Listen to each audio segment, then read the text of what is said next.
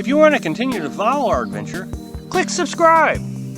So you don't miss anything, click the bell notification. I've been watching a lot of videos recently, and it seems like there's been an epidemic of RVers, YouTube RVers, that keep having three issues: transmission issues, brake issues, and tire issues. And I'm not a mechanic, but I have done a lot of studying on this. So that's my disclaimer. I'm not suggesting that I'm an expert, but I do know from my research that the issues of transmission failure, brake failure, which brake failure, it's just a wear item, but if they're wearing excessively fast, and tire failures, is primarily because there's too much weight in the camper or your vehicle. I know for a fact that Dad had brand new tires on his camper last year when Hurricane Irma came through. And he even called me up and said, "Son, I think I'm overweight, but I got to get this thing out of here." And sure enough, a 100-mile trip, and he had a blowout. The thing I don't think a lot of people realize is how fast weight adds up.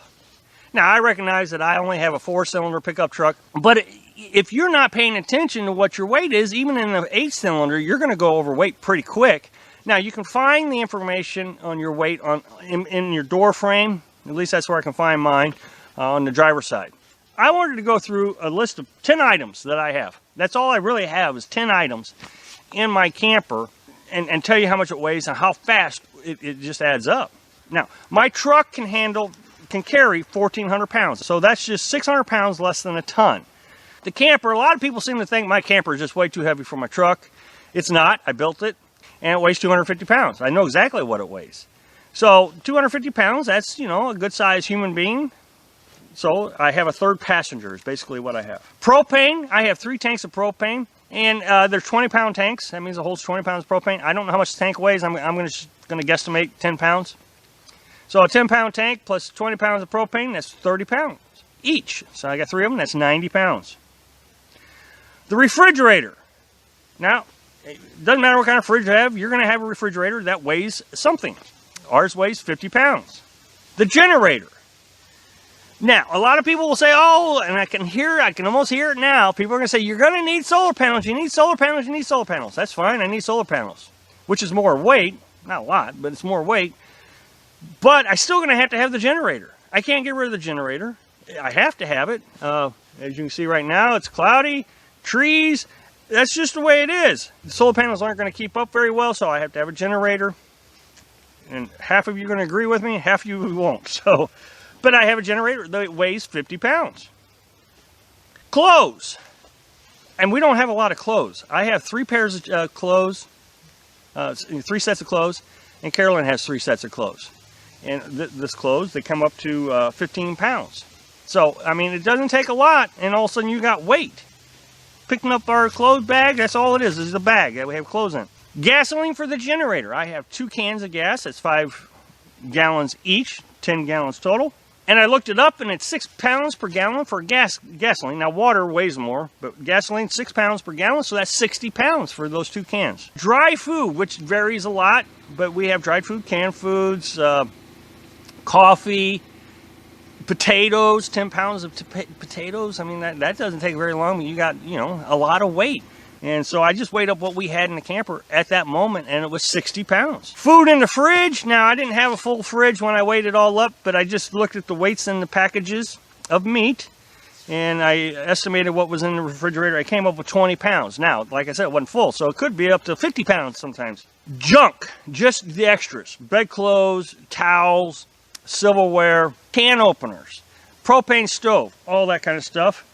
I'm estimating at another 100 pounds. I didn't go out and weigh it all because it would have just been too difficult to weigh. So I'm estimating another 100 pounds, which I think is very reasonable. I think maybe underestimated a little bit.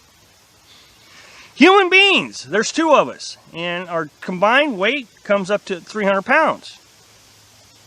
So that's 995 pounds. So now I am just basically 400 pounds that I got left that I can put in the truck. 400 pounds. Okay, so now then I have 45 gallons of water that I can transport. Now, I do not transport water long distances. The most I will transport water is from the closest place I can find to the campground. And sometimes that can be up to 60 miles. So, I mean, it's still a good little trip. At 45 gallons, at 8.4 pounds per gallon, That is 378 pounds. So I take the 995 pounds I have just in my truck right now, plus the water, that's 1,373 pounds. So that gives me 25 pounds that I can have more. This means your tires start heating up and you're going to have blowouts. This means your transmission. This is the one I learned way back early, is you really need a transmission temperature gauge, and you need to monitor it. When I'm on long trips, my gauge, I flip over to it, so I'm always watching it. I try to keep my gauge below 170 degrees. Most of the time I try to keep it around 140, 150. But when you're going over hills, you're going to see that temperature go up. Now, people will tell me that you can get a cooler for your transmission. I don't suggest doing any modifications to your vehicle. If you're going to do that, it goes into something else. Let's just assume for a minute you get a cooler for your transmission. Great. Now your transmission is going to be in better shape.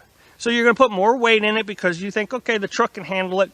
And now you're putting more pressure on your brakes. Okay, well now what can you do? Well, you can get oversized brakes. Okay, so now you have oversized brakes. So now you got more weight, and okay, so now you got tires. I talked about in an earlier video, airbags. You can put an airbag in between the rear axle and the frame of your truck, and what happens is that means you can put more weight in it.